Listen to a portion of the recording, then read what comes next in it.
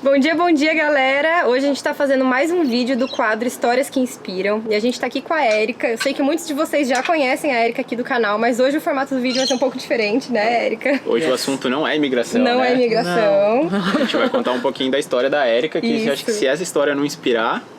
A gente mais, desiste né? do quadro. A gente tá só levando a régua aqui no canal. Exatamente. Agora. Cada um que vem é mais inspirador. No pressure. Não, tá tranquilo. De praxe, a primeira pergunta, Érica. Quem é a Érica? O que a Érica faz hoje? Ok, deep, profundo. Bom, eu sou a Érica Carneiro, eu tô aqui na Austrália há muito tempo já. Se eu contar quantos anos, vou entregar minha idade. E hoje eu sou agente de imigração registrada, diretora da Bravo Migration, uma das fundadoras, e trabalho com imigração antes da gente começar com a empresa. Me registrei em 2005. Se não me falha a memória, acho que eu fui a segunda pessoa brasileira do mundo a se registrar. Caramba. É uma coisa que eu carrego comigo, muito interessante. E antes disso eu já trabalhava com a educação internacional. Trabalhei numa agência de intercâmbio por muito tempo, mas hoje eu trabalho com a Bravo Migration, moro aqui na Austrália, moro nas Northern Beaches e acho que foi a melhor escolha que eu fiz na minha vida, de ter vindo pra cá. E como foi essa história toda, assim, quando você veio? Há muito tempo, como você falou. Sim. Por que você veio pra cá? Sim. E esse começo, como foi? Pois é, a vida é uma coisa muito louca, né? Eu vim pra passar um mês de férias. Mentira! Sim, eu vim pra passar um mês de férias com dois amigos e não vou dizer que eu nunca mais fui embora, porque tecnicamente eu fui, porque eu tive que voltar pra arrumar minhas coisas, né? Tá, você foi pra buscar tudo sim, e... Sim, mas o tempo que eu passei aqui, esse um mês de férias, foi realmente, não tinha intenção nenhuma de morar aqui, nem sabia tanto da Austrália. Naquela época não existia internet. Tá entregando aos poucos. Não vai ter como, não vai ter. Era nos anos 90, tá? Era nos anos 90. Então a gente nem tinha e-mail, não tinha internet. Smartphone. Nada. A gente, né, um amigo nosso falou, vamos passar um mês lá de férias, viemos. E em vez de ficar um mês, eu acabei ficando 6 e não consegui ir embora. Ficava adiando tudo, trabalho e tudo mais, família falando, gente, daqui a pouco eu volto. Aí chegou uma hora que eu tive que voltar, né? Mas eu já voltei pensando, não quero ficar no Brasil, eu vou querer voltar para a Austrália. Não sabia como eu ia voltar, de que maneira, com que visto, fazendo o quê, mas eu sabia que meu lugar era aqui. Cara, na volta foi... Quem era a Érica no Brasil até então? O que você fazia lá? Coisas doidas da vida. Eu morava em São Paulo, eu estudei comunicação na FAP e sempre trabalhei com marketing e na época com redação, né? Hoje em dia a gente fala conteúdo, mas nos anos 90 a gente falava redação. Então eu trabalhava com redação publicitária assim que eu saí da faculdade e também fui trabalhar com redação em revista.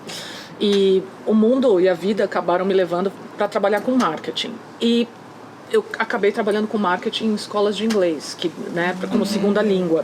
Então já tinha esse pé no exterior, né? Então eu gostava muito dessa área de educação internacional. A gente trabalhava com aulas de inglês para pessoas no Brasil, né? Primeiro a gente trabalhei com executivos, que a gente dava aula para eles, e eu coordenava essa escola. Depois trabalhei numa rede de escolas a gente tinha 3 escolas. E eu fazia parte acadêmica, fazia parte de marketing e tudo mais. Então sempre com aquele pé né, uma segunda língua, pessoal que estava lá, vinha estudar com a gente, já estava pensando em viajar e morar em outro lugar. Mas, de novo, as coisas não eram tão fáceis como são hoje, né? Então, por mais que a gente saiba, é difícil fazer intercâmbio, é difícil largar a família, os amigos.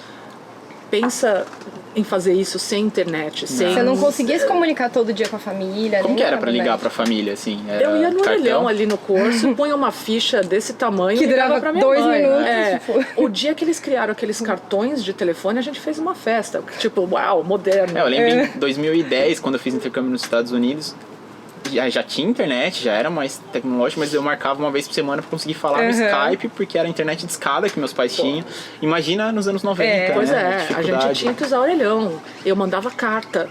Eu comprava cartão postal, escrevia no cartão postal, mandava pros amigos. Imagina o tempo que gente, demorava pra chegar lá, né? Isso aqui é demais, eu não tô voltando porque é demais, tô curtindo, mas eu volto, né? Aquela coisa. Hoje, eu não me sinto tão distante da família e dos amigos no Brasil como a gente se sentia naquela época. A distância física, óbvio, é a mesma, mas imagina, FaceTime, a gente faz FaceTime. Fala todo dia, se quiser, né? E não é uma coisa que tem um custo astronômico. Naquela época, mesmo quando, né, você fazia ligação internacional, o custo era astronômico. E o Brasil, imagina, naquela época, ninguém nem sabia onde o Brasil era. Sim. Eu fazia amigos australianos que falavam assim, mas onde que é mesmo? Nossa. Então, os cartões, eles tinham preços bons para os países onde tinha mais gente ligando. Então, a Inglaterra, Nova Zelândia, China. E a gente só foi ter um acesso com preço decente recentemente. Então, quando já tinha internet, né? Pois é. Aí quando eu voltei, né, eu lembro que eu fiz um e-mail e tal, e da hora que quando eu voltei da segunda vez, aí já as coisas estavam mais fáceis, mas demorou para chegar onde tá. Então, era bem difícil. E os voos também, só existia um voo que descia de São Paulo para Buenos Aires. De Buenos Aires a gente descia até a Patagônia, na Terra do Fogo. De lá a gente fazia a rota transpolar de ver iceberg do avião. Mentira, que da hora! Olhava e via, o piloto falava, se vocês olharem agora na janela da direita, verão um iceberg. Tipo, gente, uau! Que loucura! Yes. E aí parava na Nova Zelândia, tinha que ficar na Nova Zelândia por horas e depois pegava um voo para vir para cá numa empresa aérea que não existe mais, chamava Ansett Australia. Então, tipo, até meus amigos australianos falam, quando eu falo, eu já vou de Ansett, eles falam, uau! Eu falo, de novo. Exatamente. Já não tem mais jeito, né, gente? Já todo mundo já entendeu. Já todo mundo já entendeu. Então, vamos lá. Mas aí eu voltei, né, e já... Eu nunca me senti muito... eu sempre me senti um peixe meio fora d'água no Brasil, né? Quando eu voltei daqui, aí eu falei, uau, eu tenho que voltar para lá. Não é nem falar, o Brasil não é o meu lugar. Não é... It's not about Brazil, it's about here. Você saber que aqui, que aqui era onde eu queria estar. Você viu que era o seu lugar. E antes disso, só uma pausa rapidinho. Você já pensava em morar fora? Já tinha essa vontade? Olha, eu sempre tive. Eu lembro que quando eu era adolescente, eu ficava pentelhando meu pai que eu queria fazer intercâmbio fora. Mas naquela época era muito big deal, né? E menina, sozinha, meu pai falava de maneira nenhuma. Mas assim que eu fiquei maior de idade, eu comecei a viajar por mim mesma. Eu morei uma época em Los Angeles, não muito tempo, e sempre já também achava que eu queria estar morando lá, né? Entendi. E eu até, quando eu vim pra cá, eu ainda tinha um plano assim, vou voltar e morar lá. Ainda bem que eu não fui. Né? Todo dia, ainda mais hoje, vendo as notícias, eu falo, meu Deus, obrigada. Ainda bem que eu escolhi a Austrália. Uau, né?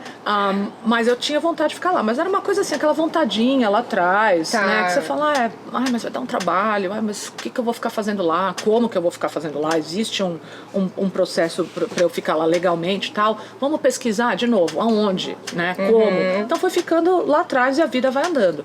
Mas aqui sempre foi aquela coisa, tipo, parecia que tinha uma coisa me empurrando e falando, não, aqui é o seu lugar, aqui é o seu lugar. E aí eu tava super infeliz nessas, né, arrumando minhas coisas pra voltar, e eu sabia que eu ia voltar. Quando eu voltei, eu já sabia que não ia ter volta, e já avisei todo mundo, e tava claro pra todo mundo e pra mim que não ia ter volta. Aí eu voltei pra cá. Você veio pra cá como estudante? Sim, aí muito rápido eu fui sponsored pela empresa de intercâmbio que eu estava trabalhando. Eu comecei a trabalhar nessa agência de intercâmbio muito rápido também. Tudo aconteceu muito rápido. Você já falava inglês? Já.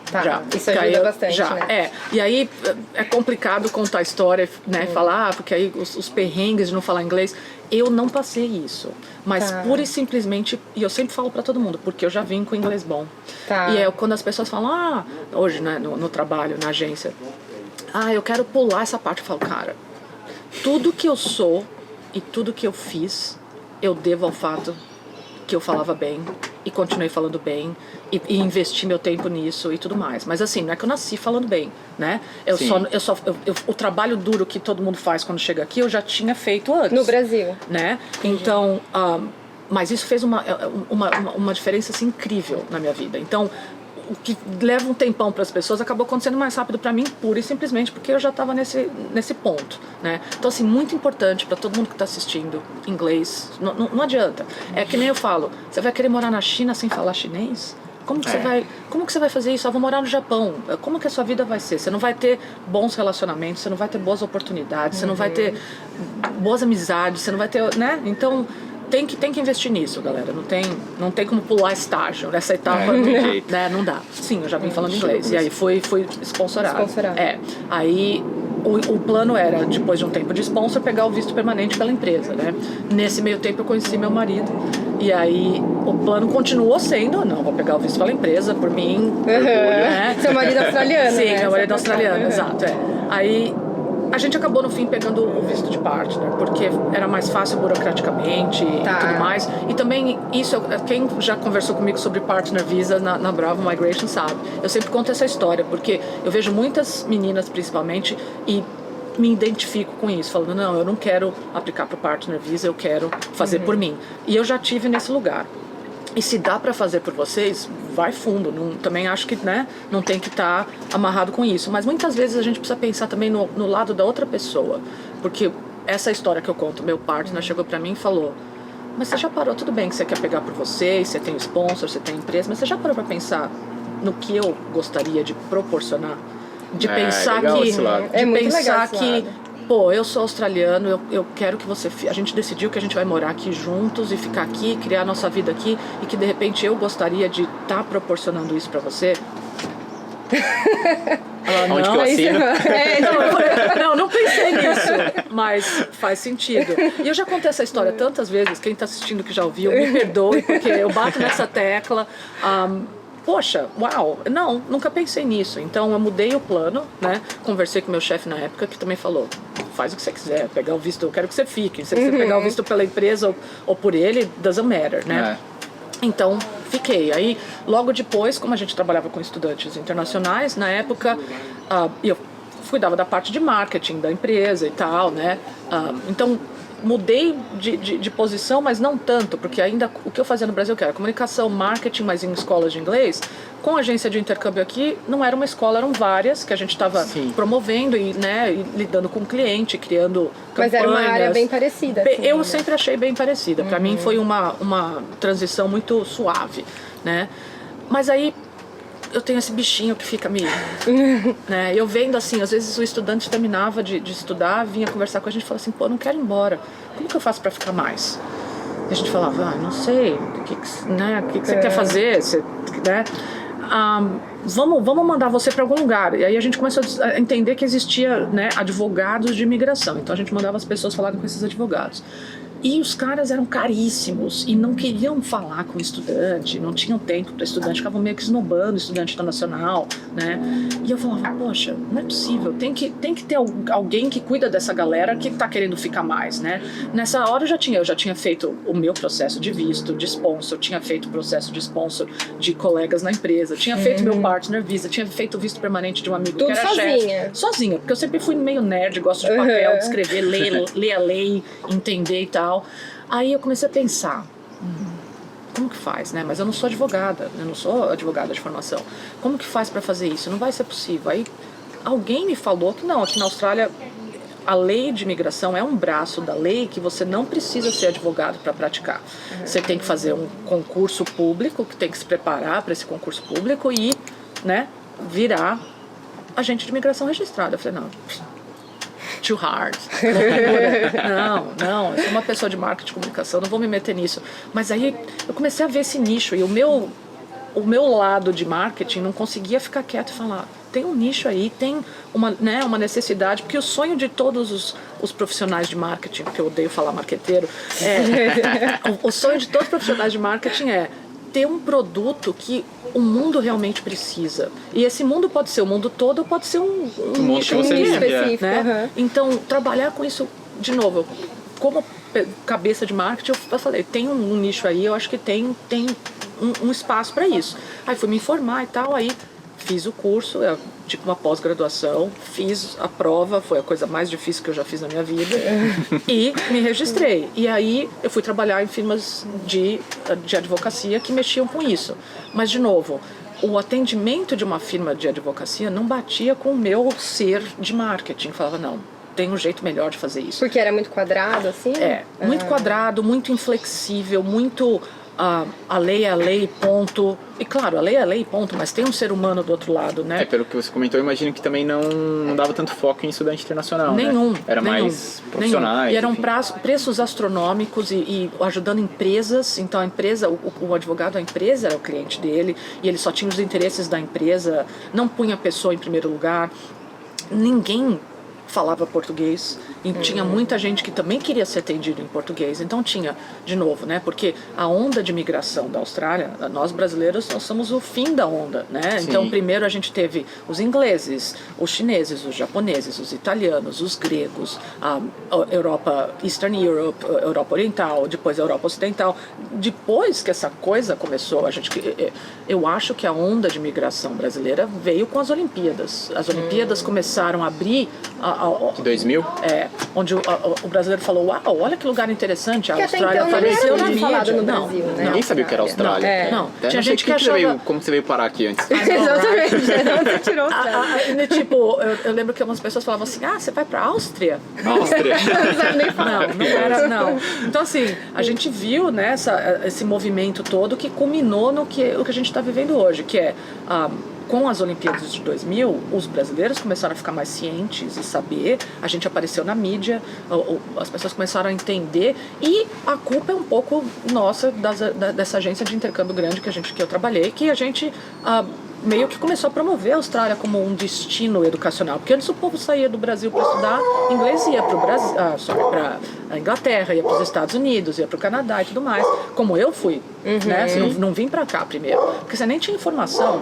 Então, existiam agentes de imigração que falavam chinês, existiam agentes de imigração que falavam, sei lá, francês, mas não existia quase. Que falava Eu achava que não tinha ninguém, depois fui saber que tinha uma pessoa registrada antes de mim, mas então imagina, né? Uma super oportunidade, né? Super oportunidade, não só para mim como profissional, mas por esse cohorte de gente aí que estava desamparada, sem ter um serviço. E a gente sempre quis se colocar como, mesmo antes de fundar a Bravo, eu sempre quis me colocar como, a gente oferece um serviço profissional com um preço decente e com coração, porque eu via as pessoas indo, e eu estava trabalhando em firmas de advocacia que não tinham coração nenhum. Eu falava, gente, não, there's a better way. Hoje em dia eu sei que se fala disso, de business com amor e tudo mais, mas naquela época era uma coisa, a gente não tinha nem vocabulário para falar disso, mas eu sentia dentro de mim que tinha um jeito melhor de tratar o cliente, de lidar com as coisas, e assim, o pessoal lá da empresa, a minha frase favorita é, nós não estamos vendendo sapato, porque o que a gente faz... Exatamente isso, tem muito mais envolvido. A gente está vendendo escolhas, a gente está vendendo, né? Todo mundo fala, eu sonho, sim, eu sonho, mas eu acho que o que a gente faz é dar opção, dar escolha às pessoas. Quer ficar? Vamos abrir tentar. Caminhos, né? Exato. We sell choices. Eu acho que essa é a coisa. E você sabe que tem um impacto muito forte na vida da pessoa, muito. né? Então a gente tem advogados, porque aí tem, né? Nós, eu e o Michel, nós somos agentes registrados, mas não somos advogados. Mas a maioria do nosso staff é advogado. E eles poderiam estar trabalhando com commercial law, com family law, mas... A gente, nas entrevistas, eu sempre pergunto, mas por que você quer trabalhar com imigração? E é sempre porque eles falam isso. Eu falo porque eu estava sem propósito, fazendo contrato comercial. Sei lá, às vezes, quando a gente para e fica falando disso, eu falo, uau, eu tenho muita sorte de ter feito as escolhas que eu fiz, porque no fim a gente... Você olha para trás e você vê, né? Parece que tudo foi uma combinação de tudo que eu fiz hoje me capacita a fazer o que eu faço, que é, sim, tem marketing, comunicação, porque eu cuido dessa parte da empresa também, mas tem essa coisa de leis e de entender a lei, de secar e transformar isso e colocar para a pessoa de uma maneira clara de entender, que é o meu lado professora, quando eu dava aula de inglês lá atrás e tudo mais. Que faz muita diferença, porque às vezes só a lei a pessoa não entende nada, ela sai de lá cheia de número de visto e não sabe o que fazer com aquilo. Eu já perdi a conta de quantas vezes as pessoas vêm e tudo que eu falo para elas falam, pô, eu já tinha ouvido isso, mas só agora eu entendi. Só agora eu entendi. Eu já fui em 3 advogados de imigração e só agora que me explicaram direito. Não adianta você ser o melhor da lei, entender tudo e na hora de explicar você não ter... Você não sabe passar, né? Não. Então isso também, a parte de comunicação, ajuda a gente nisso. E de eu gostar de ler, e de escrever, e de entender a lei e colocar isso pra fora. E plus, né? Eu acho que é uma dádiva, essa é a palavra, poder estar trabalhando com uma coisa que muda a vida das pessoas. E tipo, se eu tivesse ficado no Brasil, com certeza eu não estaria fazendo isso. Então, nossa, eu me sinto... É uma palavra chavão, mas eu me sinto abençoada mesmo. Legal. E de poder estar tocando na vida de tantas pessoas. Que massa. Nossa. E como que aconteceu essa transição de você trabalhar para outras firmas até fundar a Bravo? É culpa do Michel, meu sócio. Porque uma coisa assim também, né? Eu sempre gostei de trabalhar com tudo isso que eu falei, mas eu nunca tive essa coisa que certas pessoas têm de, não, eu tenho que ter meu próprio business e tal. E aí, uma das empresas que eu estava trabalhando depois que eu me registrei foi na KPMG, que é aquela empresa multinacional de contabilidade e auditoria. Eles aqui na Austrália têm uma divisão de imigração. E eles me headhunted. E eu fui trabalhar nessa divisão de imigração com eles. E foi a primeira vez que eu trabalhei numa empresa desse tamanho. Eu sempre trabalhei em empresas de pequeno e médio porte. E eu sempre soube que não era pra mim. Mas eu fui mesmo assim. Porque você fala, né? Poxa, caiu no colo. É uma oportunidade e tal. Né? Aí eu tive toda essa, né? Aí fui. Uau, não. A empresa grande realmente it destroys your soul.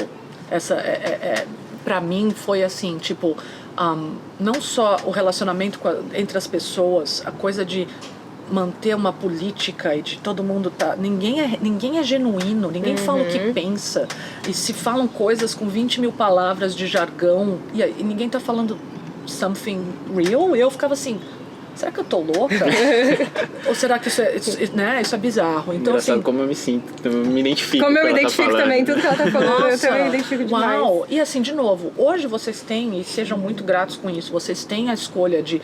E ninguém vai tirar vocês de maluco se vocês falarem, não, empresa grande is not a good thing. Mas nos anos 90, quando eu tava em São Paulo, eu sentia isso e as pessoas achavam que eu era louca. Ah, imagina. Mas até hoje em dia, um pouco no Brasil tem imagino, isso. Né, Eu falava, não, mas tem coisas melhores, né? E aí o meu ser de marketing começou a sofrer mais ainda, porque tudo que eu começava a ver, falava, pô, vamos fazer isso melhor, vamos fazer isso assim. Eu tinha que passar por 60 pessoas e departamentos e memorandos de fazer, que eu falava.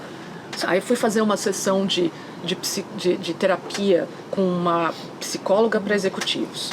Nossa, nem sabia que isso existia. Que pois legal. Achei uma pessoa aqui, me recomendaram. Porque eu falava assim, não, tem alguma coisa errada comigo. Eu tô trabalhando nessa empresa maravilhosa. Eu lembro que a gente tinha um mordomo quando a gente fazia os... na sala de reunião. Eu marcava a sala de reunião para ver os clientes, tinha um botão na parede e vinha um mordomo. Falava, cappuccino, please. Como assim? Aí eu vinha pra casa e tava achando tudo aquilo uma droga, entendeu? E falava, não, tem alguma coisa errada comigo, eu preciso me tratar. Aí eu fui conversar com essa pessoa, né, e a gente fez umas 3 sessões, ela falou assim, não tem nada errado com você, aqui você tá no lugar errado, isso tá destruindo a sua alma, né? E você tem essa coisa de, você tem o lado artístico de querer escrever e criar e não sei o que, mas você também tem um lado corporativo muito forte. Então quando você tá num lugar muito pequeno, onde você só está fazendo uma coisa, você se sente frustrada. Mas esse lugar grande demais, você está dando vazão só para um lado. Então você precisa achar alguma coisa no meio. Eu falei assim, o que é o meio? Ela falou assim, de repente você tem que ter a sua própria empresa, porque você vai fazer um pouco de tudo. Aí eu... Ok. Mas eu falei, bom, pelo menos eu sei que eu não tô louca, eu vou sair daqui, né? Aí eu já trabalhava com o Michel numa outra empresa de imigração, onde nós dois trabalhávamos, e ele ficou, eu saí de lá, fui pra KPMG, ele ficou. Aí a gente, naquela noite, tinha uma festa que a gente ia, e na festa eu falei pra ele, cara, não tô feliz, eu vou pedir meu emprego de volta, porque eu saí com a porta super aberta, os donos são nossos amigos até hoje e tal. Eu falei, eu vou voltar. E ele já tava trabalhando lá, né? Ainda. Aí ele falou, não volta, vamos abrir a nossa, vamos fazer do nosso jeito, porque por mais que a gente conseguisse, e foi ótimo trabalhar nessa outra empresa, os donos nos ouviam e a gente meio que tinha uma empresa dentro da empresa, a gente atendia todo o mercado sul-americano e da Espanha, Portugal e Itália, por causa da língua e tal. E aí a gente fazia as coisas do nosso jeito, o customer service com o nosso... Né, pega na mão e abraça e chora quando o visto sai e tal. E foi isso que a psicóloga falou. Ela falou assim, você tá sentindo falta disso? E assim, não. De uma coisa mais humana, né? Não, eu não gosto de gente. Elas, não, you do. Você acha que não, mas sim, né? Então, ele falou, por mais que a gente esteja fazendo isso bem aqui, vamos abrir a nossa empresa e fazer do nosso jeito mesmo. E cuidar das pessoas do jeito que a gente quer cuidar. Aí eu falei, ok, vou pensar. Aí rolou uma campanha de insistências e aí a gente foi. E aí o resto é a história. Isso foi quando? 2008. 2008. Esse ano Tem faz 12 anos. Caramba. I know, o tempo voa, tipo, parece que foi ontem e parece que a gente fez tanto, mas parece que a gente ainda tem tanto pra fazer, é uma sensação muito doida, porque com certeza a gente não tá no fim de nada e a gente já passou por tanta coisa e agora passando pela pandemia e imagina, as bordas, as fronteiras estão fechadas e você fala, uau, eu nunca imaginei na minha vida aqui, em todos esses anos, que eu ia um dia colocar essas palavras para fora. A Austrália está fechada, as fronteiras estão... ainda, né, tipo, uau. Não dá pra acreditar. Não dá pra acreditar. Nesse período, tô mudando um pouquinho do assunto business, assim, mas pro lado pessoal, nesse período todo de Austrália, teve algum momento que você ou se arrependeu, acho que se arrepender não, que você tá aqui até hoje, mas que bateu aquela dúvida, falar, tipo, o que eu tô fazendo aqui? Ou o momento mais difícil da Austrália nesse período todo? Eu acho que quando eu voltei da segunda vez, né, depois que eu tinha ido de volta pro Brasil, fechar os assuntos e vir de mala e cuia, os primeiros 6 meses, por mais que eu já tivesse escolhido que era aqui que eu queria ficar, aqueles primeiros 6 meses eu lembro que eu tive momentos de falar, será que eu tô viajando? Mas não porque nada sério tinha acontecido, momentos de dúvida mesmo, né? Que acho que todo mundo passa no uma sentido mudança de... tão grande assim, a gente fica meio assim, né? Então aqueles 6 meses eu lembro que sim, que teve momentos que eu pensei, mas não foram momentos que eu falei, putz, eu acho que eu quero voltar. Era um momento, será que eu devia ficar mesmo? Nunca foi, eu quero voltar, tô com saudade. Questionou. Era mais, será que é aqui mesmo que eu tenho que ficar? Mas eu lembro exatamente do dia que eu lembro exatamente do dia que eu falei, não, this is it. Eu tava andando pra Shelley Beach, aqui em Manly, e tem um caminho que vai costeando. Lindo esse caminho. Maravilhoso. E eu lembro que eu sempre andava, eu sempre fazia esse caminho. Eu tinha amigos que trabalhavam num restaurante que em Shelley Beach, na época. Eu tava indo pra lá fazer alguma coisa, e eu lembro que eu olhei aquela piscina, que tem aquela escultura, e... Sabe? Foi aquela hora que o meu ser por completo fez, não, this is it, é aqui que eu quero estar. E daquele momento em diante, as coisas também começaram a acontecer. Eu não quero ficar muito esotérica, mas as coisas começaram a acontecer de uma maneira, parecia que o universo estava pondo as pecinhas do quebra-cabeça na minha frente. E eu comecei a ver o caminho, porque aqueles 6 meses as coisas não estavam engatando do jeito que as coisas engataram depois desse dia que eu fiz essa escolha dentro de mim. E não é nem aquela coisa de falar, eu sabia que eu queria ficar aqui, óbvio, por isso eu não tinha vindo até aqui de novo, né? Visto iceberg again. Eu não ia ter feito tudo isso se eu não tivesse já feito essa escolha. Mas foi um outro tipo de escolha. Parece que um botãozinho uma chavinha que eu virei dentro de mim. Que tipo, eu vou ficar aqui. Essa foi isso, foi a diferença. Não foi que eu escolhi, eu quero mesmo ficar aqui. Foi a hora que eu falei, eu vou ficar aqui. Thank you, neighbors. Desculpa aí, galera, mas o vídeo vai continuar Bem com a serra elétrica. da história. Acabou com o meu ápice. Então, acabou com o clima. Já tava quase arrancando uma lágrima da Erika ali. Pois passou. Mas foi essa chavinha que eu fiz, eu vou ficar. Custe o que custar, não sei como, mas vai acontecer. Daquele dia em diante, as coisas pareciam mágicas. Isso foi logo nos primeiros 6 meses que bateu essa chavinha, mais ou menos. Dali pra frente, não, nunca. Mas eu também sou uma pessoa um pouco estranha, como eu falei, eu sempre me senti um peixe fora da água no Brasil. Eu também sou bicho solto, por mais que você sinta saudade da família e dos amigos, nunca foi uma coisa que eu falei, não, tá tão grande a saudade que eu tenho que voltar, né? E eu sempre, aquela coisa, doía, deal with it, vamos continuando, né? Dá pra levar, porque e também, sabe que vale acho que uma coisa que provavelmente facilitou muito é que o seu marido é daqui, você casou aqui, né? Então, com certeza. Você construiu sua vida aqui realmente. Com a cultura daqui. E muitas vezes eu falo, não sei, se eu não tivesse conhecido ele, se eu teria ficado tanto tempo. Eu acho que sim, porque essa coisa profissional pra mim é muito importante. A ética de trabalho daqui, apesar de nós sermos muito mais hard workers sendo brasileiros, tanto que a gente acaba contratando mais brasileiros para trabalhar com a gente por causa disso, o australiano é um pouco... né? E eu venho de São Paulo com aquela coisa... Então, é complicado. Mas a ética de trabalho, a honestidade... óbvio que tem corrupção e tem coisa errada aqui, mas é uma coisa ínfima comparado com, né, o que a gente vive no Brasil. Aquilo me matava. Aquilo era difícil demais pra mim. Então, só de não ter esse problema aqui, eu acho que eu ia ter ficado, mesmo se eu não tivesse conhecido ele. Mas, óbvio, que nem você falou, faz uma diferença enorme. Eu acho que isso apazigua a saudade também, porque ele tem uma família muito grande aqui, e é uma família, para padrões australianos, eles são bem unidos né? Então, com certeza, eu saber que eu tenho esse suporte e fazer parte dessa família que me acolheu como parte da família facilitou, não vou... De novo, a sorte, né? As sortes que eu tenho, mais uma coisa é isso. Então não sei como é que seria se eu tivesse não conhecido ele. Tudo que você contou, a história conspirou pra tudo acontecer. Sim. Não foi nada planejado, né? Que você queria isso, que eu quero, um dia eu vou ser agente de imigração na Austrália. Tipo, não. Nunca passou pela cabeça, né? Não. E, tipo, né, eu tenho amigos que falam, não, a gente tem que ter um plano, onde eu vou estar daqui a 5 anos, eu falo... Deixa rolar. Não tem como, né? Deixa rolar, enche o coração de fé, pensando, eu vou fazer as melhores escolhas pra mim, né? E eu sempre falo, escolher é melhor do que não escolher nada. Mesmo se você escolher alguma coisa errada, não só na vida, mas em business também. Vamos tomar essa atitude, vamos escolher isso. É melhor consertar depois, se você falar, eu escolhi a coisa errada, do que não tomar atitude. Tudo, de novo, inglês e ação. São as duas coisas pra levar de hoje. Tudo que eu devo, tudo que eu sou, eu devo a ter tomado atitudes, take action, né? Ter tomado iniciativa e investir na língua do lugar onde você quer estar. Então, se alguém está assistindo e está querendo morar na Tchecoslováquia, aprenda a falar tcheco. Porque, cara, parece uma coisa simples, né? Mas não, a gente às vezes fala, não, eu vou chegar lá, vou hang out com os brasileiros, eu me viro. A pessoa fala inglês, eu me viro. Claro, você vai se virar. De se introduzir na cultura também, né? Você vai se virar, mas tipo...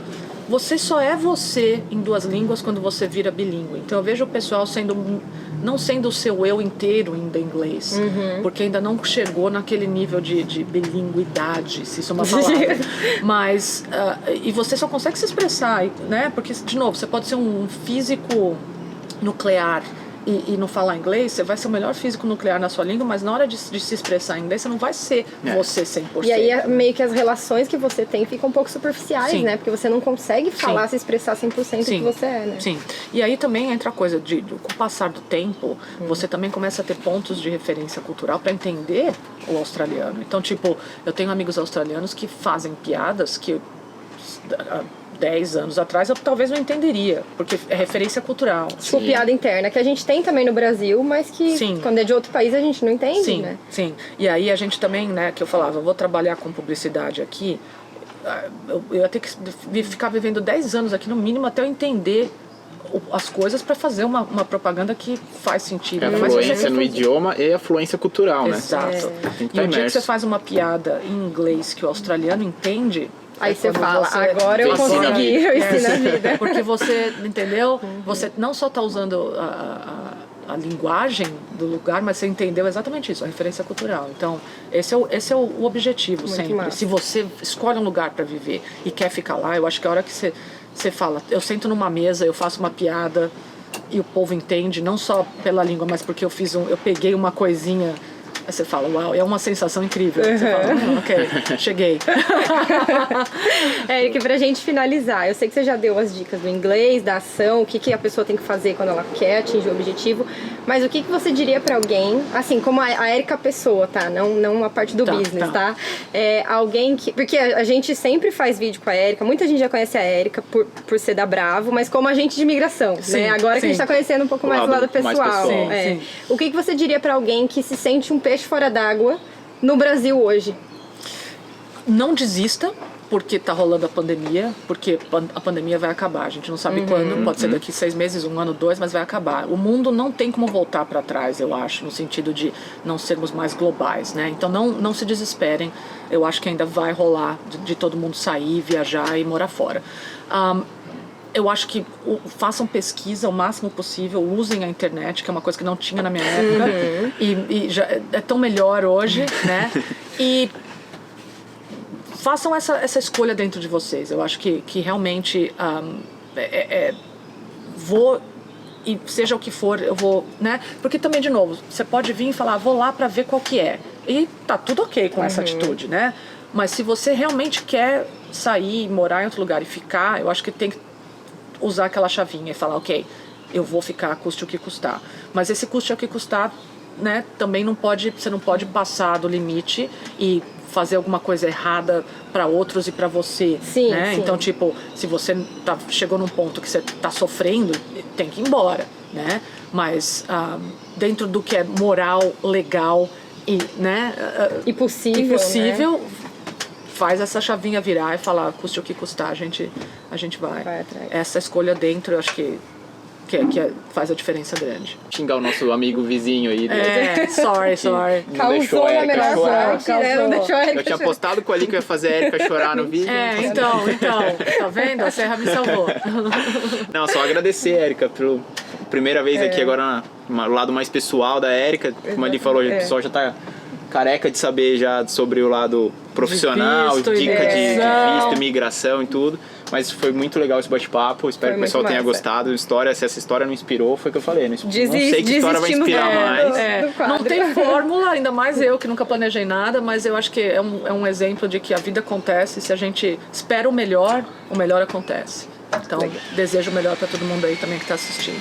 Show. E para vocês. Obrigada por terem me convidado. Obrigada a você Obrigado por a você, aceitar. Erika. Tchau, Então é gente. isso, valeu, Obrigada. galera.